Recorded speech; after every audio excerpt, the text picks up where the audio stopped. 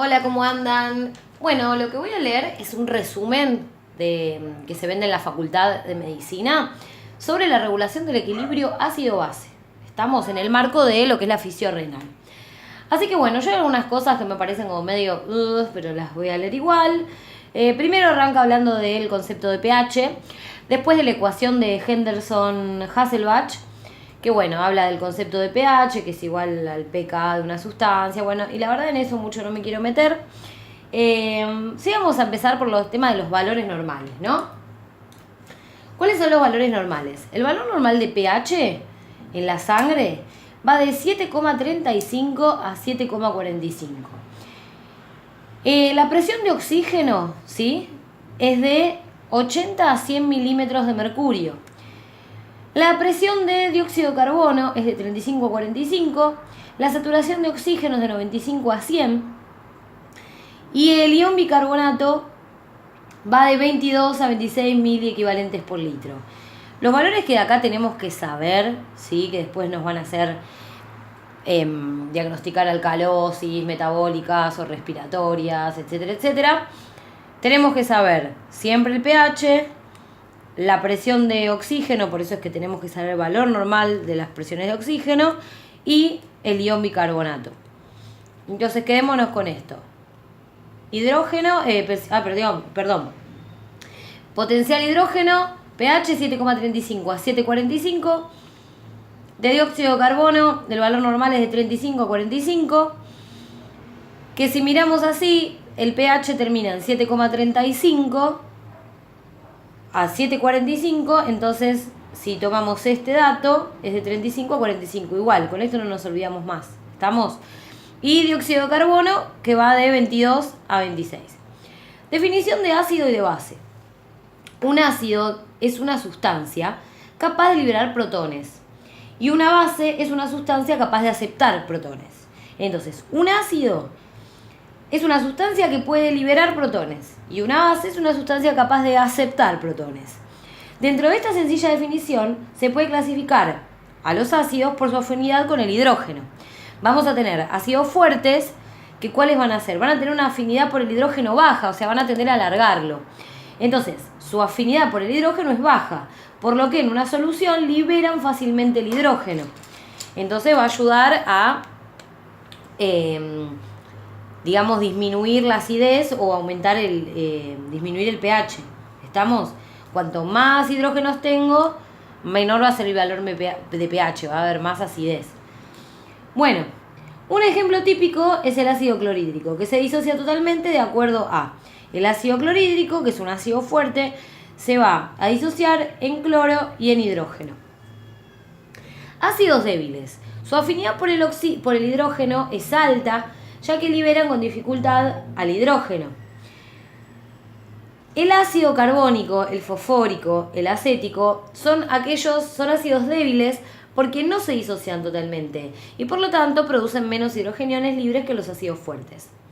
A su vez, las bases se pueden clasificar en bases fuertes, son las que aceptan con facilidad, o sea, tienen una alta afinidad a los iones hidrógeno, los van a agarrar fáciles, y las bases débiles que aceptan con dificultad, ¿sí?, a estos hidrógenos, tienen una baja afinidad por el hidrógeno. Bien, y ahora vamos a hablar sobre el pH de los líquidos corporales. Nosotros tenemos en la sangre, como dijimos antes, 7,4. En la arterial. En la venosa, 7,35. Y en el líquido intersticial, 7,35. Ahora bien, en el líquido intracelular es de 6 a 7,4. En la orina, este es un valor importante, para después que lo podemos ver fácilmente en un análisis de orina, va de 4,5 a 8. Y por ejemplo, el ácido clorhídrico, fíjense cuál es el valor de pH, bien bajo, ¿sí?, 0,8. O sea que tiene mucha acidez. El pH es justamente un ácido clorhídrico. Ahora bien, dice buffers o amortiguadores. Un amortiguador químico, también conocido con el nombre de buffer o tampón, es una sustancia o conjunto de ellas capaces de resistir, mejor que el agua, un cambio de pH debido al agregado de un ácido o de una base. Esta es la misma definición que nos dio nuestra profesora en clase. Entonces, ¿qué es un buffer? O un amortiguador o tampón. Justamente, ¿por qué se le dice tampón? Porque absorbe. Entonces, ante un cambio de pH, va a hacer que este cambio de pH no sea tan grande. Pero no es que no vaya a estar el cambio de pH, obvio que va a estar. Pero va como a amortiguar y hacer la cosa no tan abrupta. Digamos, va a paliar lo que está pasando. Entonces, un amortiguador químico, también conocido con el nombre de buffer o tampón, es una sustancia, conjunto de ellas, capaces de resistir, mejor que el agua, un cambio de pH debido al agregado de un ácido o de una base. Un amortiguador deberá actuar entonces impidiendo que los hidrógenos queden libres, sustrayéndolos de la solución. ¿Cómo se puede lograr esto? Lo veremos a continuación, pero piénsese esto. ¿Qué pasaría si, por alguna razón, un ácido fuerte se convierte en un ácido débil? Se liberarían menos hidrógenos y el cambio de pH sería menor. Bueno, ese es el papel de los buffers, los que le decía recién.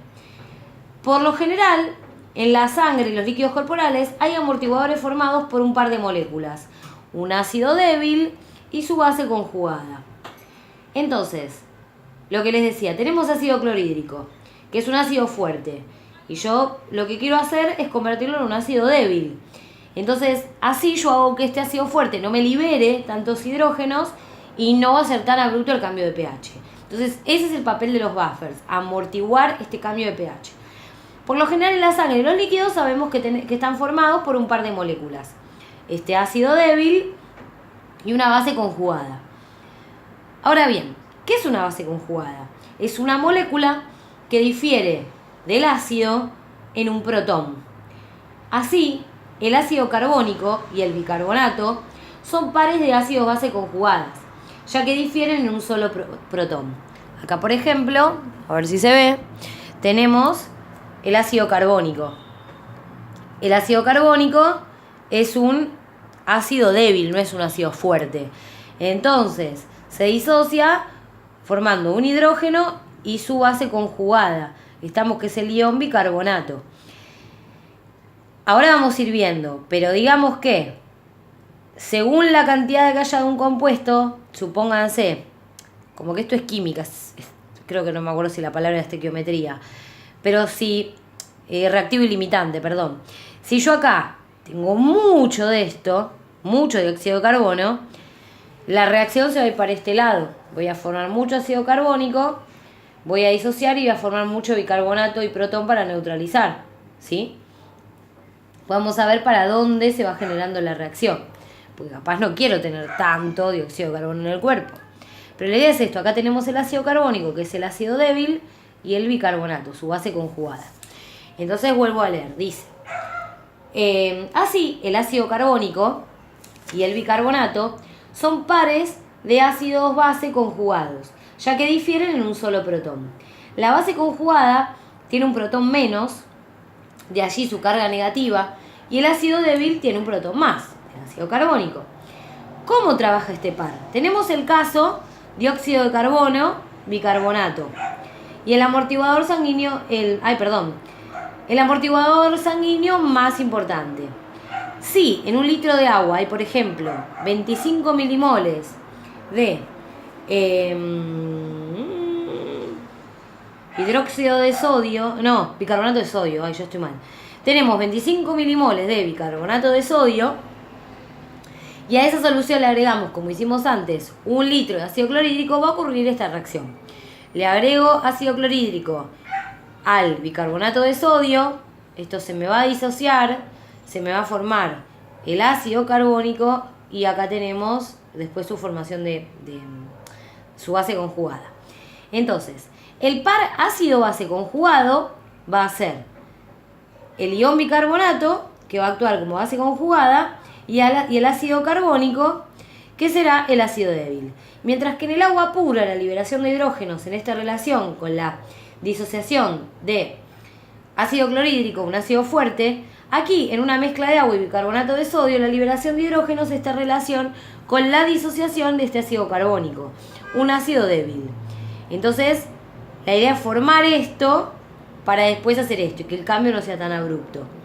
Hemos convertido a un ácido fuerte, que era el ácido clorhídrico, en un ácido débil, que es, como dijimos, la forma en la que trabaja un amortiguador. Veamos ahora, para que no queden dudas sobre el funcionamiento de estas sustancias, cómo trabaja una solución formada por agua y fosfato dibásico de sodio, a la que se le segrega ácido clorhídrico. Entonces tenemos el fosfato dibásico de sodio, que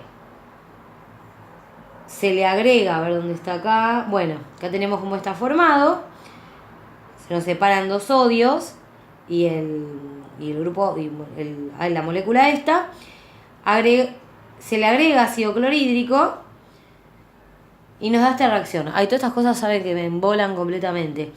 Al disolverse en agua, ¿no? Acá tenemos supuestamente agua. Acá no lo veo en la reacción, ese es mi problema.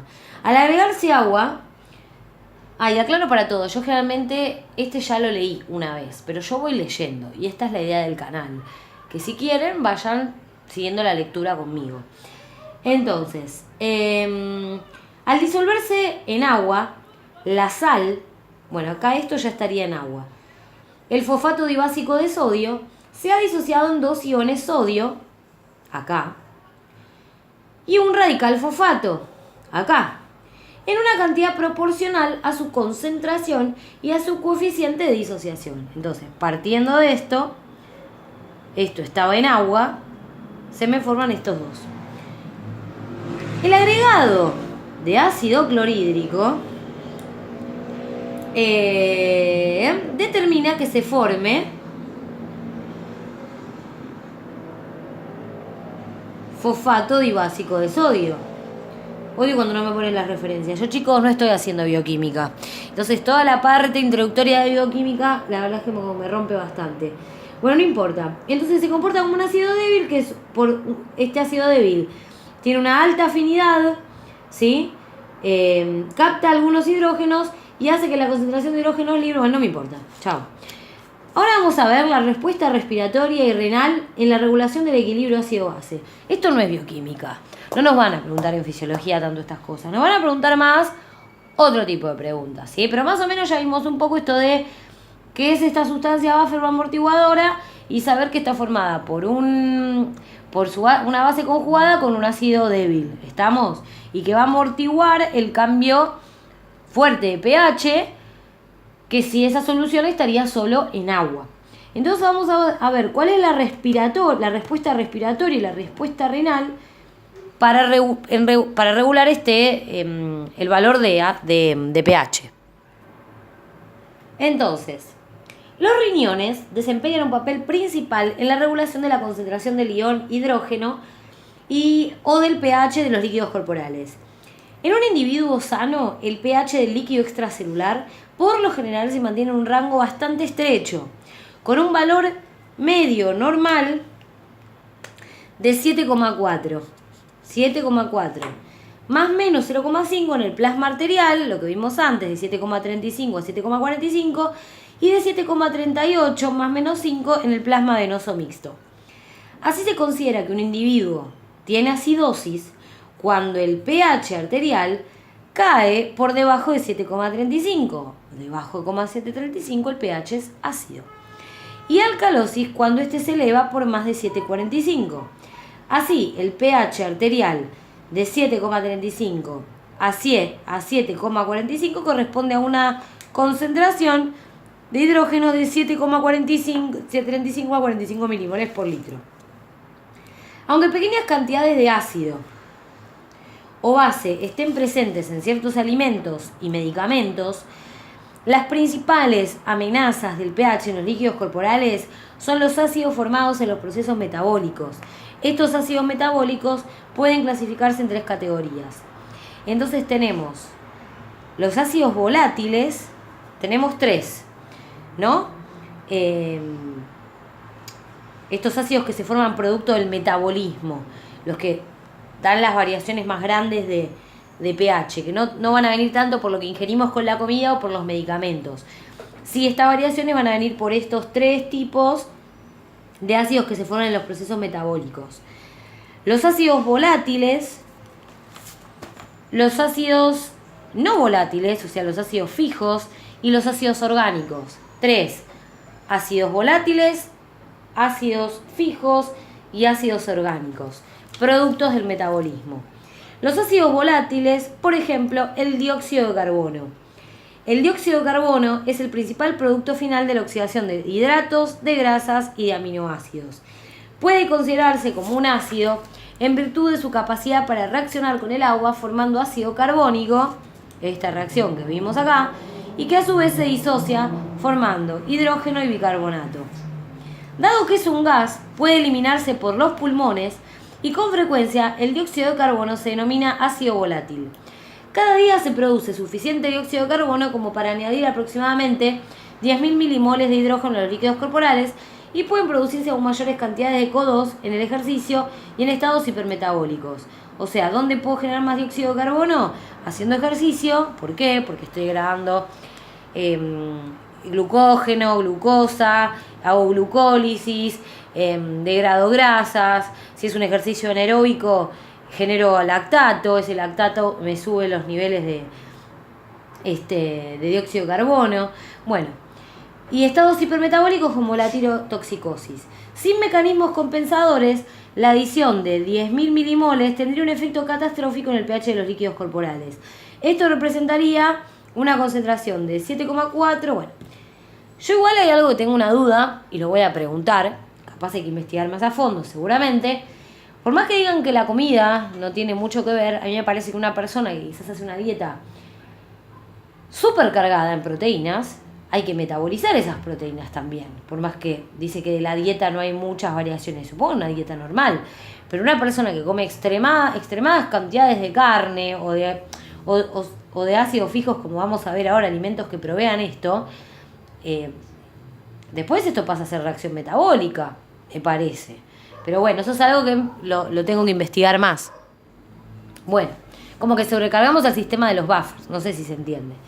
Después tenemos los ácidos fijos, que son el ácido sulfúrico y el fosfórico, los principales. El sulfúrico viene producto de ciertos aminoácidos que tienen azufre, metionina y cisteína, los aminoácidos sulfurados, ¿no? Que por ejemplo se encuentran en alimentos como el huevo, como algunas carnes rojas. O sea, generan muchos ácidos sulfúricos y fosfóricos. Y también el ácido sulfúrico, y el ácido fosfórico que se forma en el metabolismo de los fosfolípidos. Ácidos nucleicos, fosfoproteínas y fosfoloricéridos. Son no volátiles. No volátiles. La producción de ácidos fijos varían con la dieta. Acá estaba. La producción de ácidos fijos varía con la dieta, pero típicamente genera una cantidad de 50 a 100 milimoles. Aunque la cantidad es menor que la formada con dióxido de carbono, sin mecanismos compensadores sería desastroso. Entonces, la de ácidos volátiles, acordémonos que es de, ¿cuánto les dije? 10.000 milimoles. Acá. Y esta es de 50 a 100 milimoles. ¿No? La que se producen con los ácidos fijos que provienen la dieta. Mucha más cantidad viene producto del metabolismo. Pero bueno, la cosa es, para mí esto, ver si esto lo ingerimos mucho de más, si no termina influyendo en esto. Hay que investigar más. Soy una mera cursadora de fisio de segundo año. Y los ácidos orgánicos, ¿sí? Por tercer lugar, que son, por ejemplo, el ácido láctico, el acetoacético, el ácido beta hidroxibutírico, que son los cuerpos cetónicos, que se forman durante el metabolismo de carbos y de grasas, y en circunstancias anormales estos ácidos grasos pueden acumularse provocando acidosis. Algunos ejemplos de estas situaciones son una hipovolemia, que aumenta el ácido láctico por glucólisis anaeróbica, en la diabetes mellitus, que aumenta los cuerpos cetónicos, etc. Bueno, acá no me dice de cuánto es. Ahora vamos a ver los sistemas buffer de los líquidos corporales. Y a ver, lo que les quería decir, que acá no lo aclara, o por lo menos que vamos a tener tres tipos, ¿sí? de mantención, digamos, tres tipos de buffers en órganos diferentes. Entonces, vamos a tener buffers en los líquidos corporales, ¿sí? Vamos a tener después al riñón, que también va a tener una función buffer, y vamos a tener al sistema respiratorio. Los primeros que actúan, los que actúan más rápidamente, a los segundos, son los líquidos corporales. Después va a actuar el sistema respiratorio, y más tardíamente el tercer buffer que va a equilibrar todo va a ser el buffer renal. ¿Estamos? ¿Qué les quería leer? Déjenme que me quería fijar algo. La respuesta respiratoria. Que más o menos es a la hora. Y el riñón puede ser en torno a las 24 horas, 48 horas. Sistemas buffer de los líquidos corporales. Un buffer óptimo para mantener el pH de los líquidos corporales de 7,4 debería cumplir dos requisitos. Su pK debe ser cercano a 7,4 y estar presente en una concentración alta. Y dice que no existe en el organismo una sustancia que cumpla estrictamente con las dos, estas dos características. Bueno, hemoglobina y otras proteínas, ¿no? Entonces tenemos a la hemoglobina. Las proteínas contienen varios grupos ionizables que son los ácidos débiles, incluyendo a los grupos carbono terminales, los grupos N-terminales, bla, bla, glutamato, aspartato, bla. En muchas proteínas, el grupo imidazol de la histidina y de los aminoterminales tienen un pK suficiente cercano a 7,4 para permitir que estas proteínas funcionen como buffers efectivas. Las proteínas están presentes en concentraciones relativamente elevadas en las células y en el plasma, lo que contribuye aún más a su efectividad como buffer. La hemoglobina es el principal buffer de la sangre. Una vez que la hemoglobina se desoxigena en los capilares, esa es capaz de aceptar más iones de hidrógeno que se forman cuando el dióxido de carbono entra a la sangre capilar desde los tejidos. Entonces, una vez que la hemoglobina se desoxigena en los capilares, es capaz de aceptar más iones de hidrógeno. Entonces, una hemoglobina desoxigenada va a actuar mejor como sustancia buffer, que se forma cuando el dióxido de carbono entra a la sangre capilar desde los tejidos. Así, la hemoglobina ayuda a disminuir la caída de pH provocada por la carga de dióxido de carbono en la sangre capilar. Bueno, ahora, esperen que se lo leo también acá. Este es un libro de fisiología del ejercicio. Acá de la sangre, sí, quería leerles de la hemoglobina. Dice que la hemoglobina es el buffer sanguíneo más importante en estado de reposo, 6 veces superior a las demás proteínas plasmáticas. Además, la hemoglobina desoxigenada es mejor buffer que la hemoglobina combinada con el oxígeno, y que no obstante el sistema bicarbonato es el sistema buffer más importante del organismo. Pero bueno, entonces, por ejemplo, una persona que está haciendo actividad física y toda su hemoglobina está siendo, unida a oxígeno, y no va a tener la misma capacidad buffer que si está menos oxigenada. Entonces, ya ahí no tendría la misma capacidad buffer, por ejemplo, una persona que está entrenando. Ahora vamos a, ¿dónde estamos? Al grupo fosfato, que es el segundo... es el segundo buffer de los líquidos corporales. Bueno, el fosfato es el sistema buffer fosfato implica el ácido débil que sufre la siguiente reacción, ¿no? Dado que el pK para esta reacción es 6,8, el sistema buffer fosfato es un candidato adecuado como buffer corporal. Sin embargo, no todos los líquidos corporales contienen concentraciones suficientes de este anión para que el sistema buffer sea efectivo. Por ejemplo, el sistema buffer fosfato es mucho más efectivo en el líquido intracelular que en el extracelular, dado que su concentración total es mucho mayor en el líquido intracelular que en el líquido extracelular. Su pH intracelular por lo general es algo más bajo que el extracelular y por lo tanto más cercano al pK del buffer fosfato. El fosfato también es efectivo para amortiguar el líquido tubular de los riñones porque se concentra en gran medida en el líquido tubular debido a la mayor absorción de agua que de fosfato. Y el pH líquido tubular por lo general es más ácido que el pH del LEC y por lo tanto es más cercano al pK del buffer fosfato. Bueno, y ahora vamos con bicarbonato. El sistema buffer bicarbonato implica el ácido débil que sufre la siguiente reacción de disociación. El ácido carbónico me va a dar ion fosfato más protón. Teniendo en cuenta la ecuación de Henderson-Hasselbalch, sabemos que el pK del sistema bicarbonato es 6,1. Es decir, aun cuando el equilibrio entre el ácido carbónico y el ácido carbónico. Sí. Bueno. Y el dióxido de carbono disuelto se tenga en cuenta el sistema buffer de bicarbonato no representa un amortiguador corporal óptimo. Sin embargo, este sistema buffer probablemente pueda considerarse como el más importante del organismo. Esto es así porque las concentraciones de sus componentes pueden regularse independientemente. La concentración de dióxido de carbono por acción de los pulmones y la de bicarbonato por los riñones. Es como que actúa en conjunto, ¿sí? Como que solito en los líquidos corporales mucho no varía, pero está regulado por los pulmones y por los riñones. Viendo la anterior ecuación, sabemos que cualquier cambio que se realice en el cociente bicarbonato, dióxido de carbono, va a tener consecuencias sobre el pH. De esta manera, regulando cualquiera de los componentes del cociente, regularemos el pH. En ninguno de los otros sistemas buffer sus componentes se pueden regular independientemente.